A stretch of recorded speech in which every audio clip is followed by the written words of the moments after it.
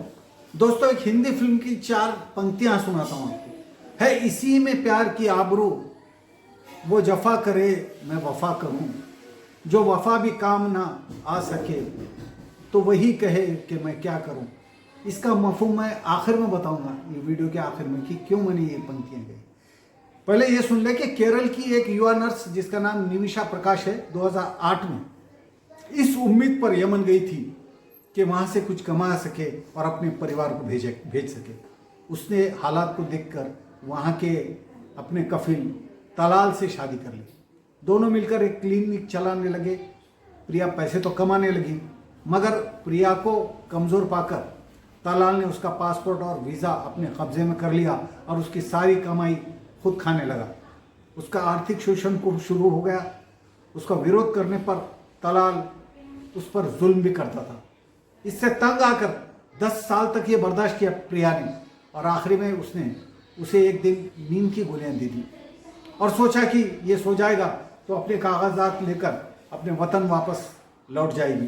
पर डोज ज़्यादा होने की वजह से तलाल मर गया और प्रिया पर कत्ल का मुकदमा हो गया। 16 जुलाई 2025 को उसे फांसी होनी थी, पर केरल के मुसलमानों ने उसे बचा लिया। ये बड़ी खूबसूरत मिसाल है दोस्तों। ये तब जबकि सरकार ने हाथ खड़े कर दिए थे कि हमारी वहाँ एम्बेसी नहीं है यमन में, हम कुछ नहीं कर सकते। केरल के ग्रैंड मुफ्ती AP अबू बकर मुस्लियार ने यह देखा और उन्होंने यमन के ग्रैंड मुफ्ती शेख हबीब उमर बिन हफीज से बात की। उन्होंने हूती प्रशासन से बात की और आज जो होने वाली फांसी टल गई। अब केरल के गैर मुसलमानों ने 18 करोड़ भारतीय रुपए इकट्ठे करने शुरू कर दिए हैं, जो जल्द ही तलाल के परिवार को दिए जाएंगे और इंशाअल्लाह प्रिया की जान बच जाएगी और वो सुरक्षित वतन वापस आ जाएगी। इस घटना को मद्देनजर रखते हुए शरीयत का एक बेहतरीन उसूल बताने से मैं अपने आप को रोक नहीं पा रहा हूँ। आमतौर पर यह होता है कि दुनिया के हर मुल्क में, जो चंद इस्लामी मुल्क छोड़ दें, तो हर मुल्क में किसी भी कातिल को जब सुप्रीम कोर्ट से फाइनल सजाए मौत हो जाती है तो होता यह है कि या तो उसे कत्ल कर दिया जाता है, फांसी चढ़ा दिया जाता है, या राष्ट्रपति या क्वीन उसे माफ कर देते हैं। अब सवाल यहां पर यह पैदा होता है कि राष्ट्रपति या क्वीन, इनको माफ करने का अधिकार किसने दिया? इनका कौन मारा? इनका क्या हुआ? क्या नुकसान हुआ? नुकसान तो उनका हुआ जिसका मारा।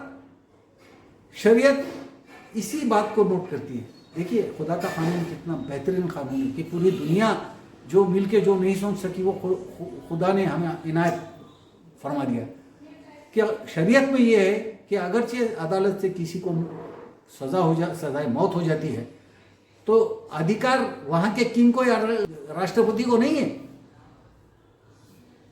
बल्कि उसे माफ करने का या दियत लेने का, ब्लड मनी लेने का, खून बहा लेने का अधिकार जो मकतूल है उसके रिश्ते, करीबी रिश्तेदारों को, चाहे बीवी हो, भाई हो, बेटा हो, माँ हो, इनको अधिकार दिया है। कितनी अच्छी बात है। हमारे इस मुल्क में राष्ट्रपति माफ करते हैं, दूसरे ब्रिटेन में क्वीन माफ करती है। तो ये कोई सेंस नहीं बनता। सेंस तो ये है कि माफ़ी का इख्तियार उसे दिया जाए जिसका नुकसान हुआ है। कितनी खूबसूरत बात है। मेरे इस विश्लेषण पर सोचिए और कमेंट करके ज़रूर बताइए कि आप इसके बारे में क्या सोचते हैं। खुदा हाफिज़।